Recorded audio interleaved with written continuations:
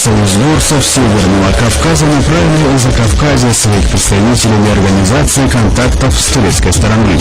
Цель планируемых встреч — объявление о создании независимой Горской республики и обсуждение возможности официального признания Горской республики государством, провозглашенным в ноябре 1917 года Центральным комитетом Союза объединенных горцев Северного Кавказа и Дагестана.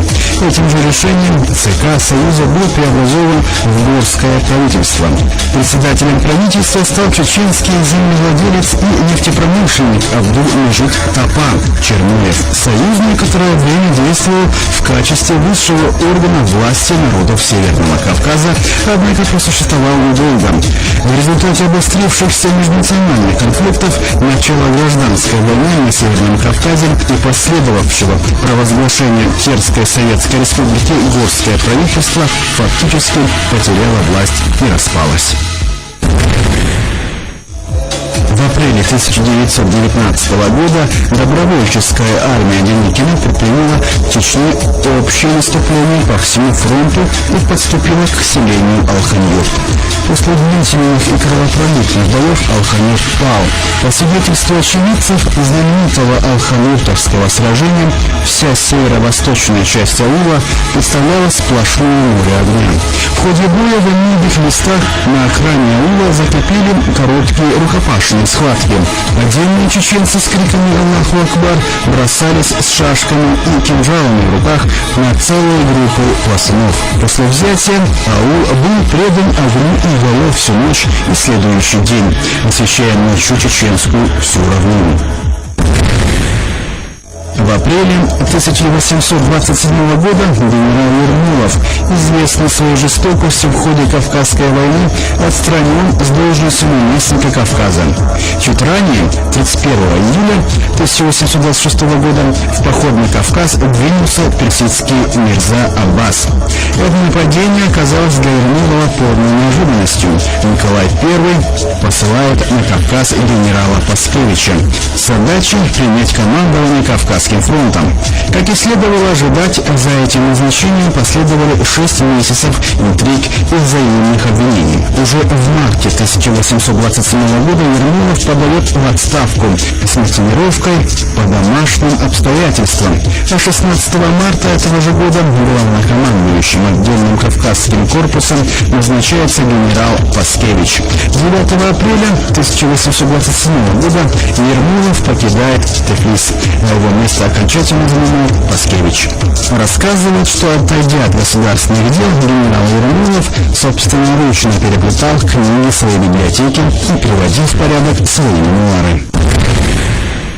В апреле 1845 года в Грузии начался сбор милиции из 100 пехотинцев и 500 всадников для участия в военных действиях в Чечне. И решено использовать противостояние с непокорными горцами именно кавказцев, близких друг к другу по менталитету и методам ведения боевых действий, принимает генерал-адъютант граф Воронцов, который назначается на должность наместника Кавказа и главнокомандующего отделением Кавказским корпусом в марте этого же года.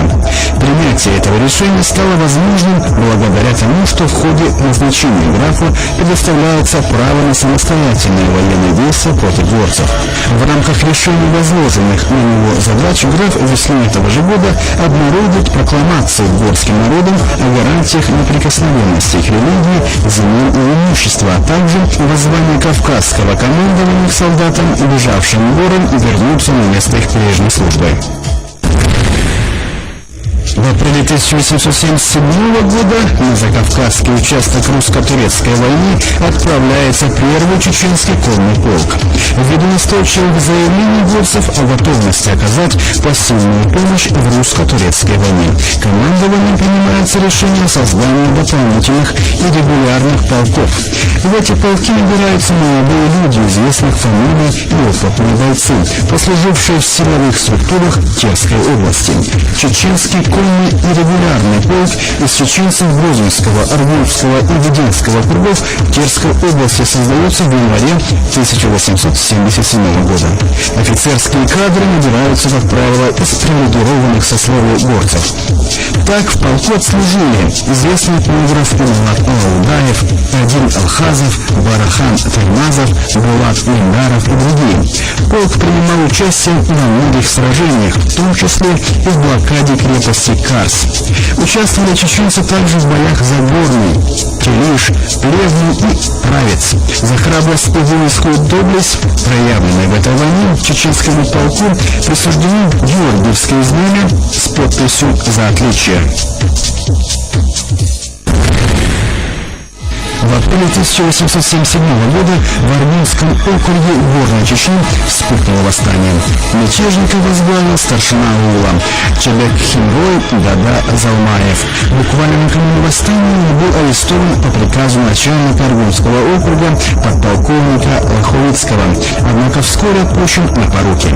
Восстание под руководством Дады Залмаева явилось составной частью всеобщего восстания в Чечне под руководством Алимбек Хаджи Алдамова, о начале которого было объявлено близ горного аула Саясан еще в начале апреля.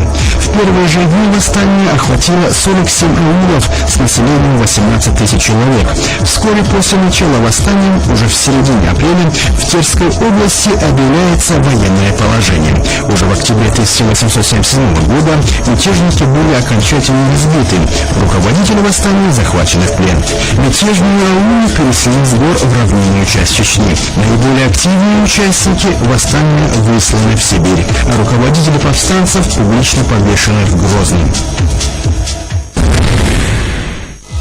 7 апреля 2008 года указом президента Российской Федерации Владимира Путина вдова экс-президента Чеченской Республики и мать действующего главы республики Аймани Кадырова награждена орденом Дружбы народов.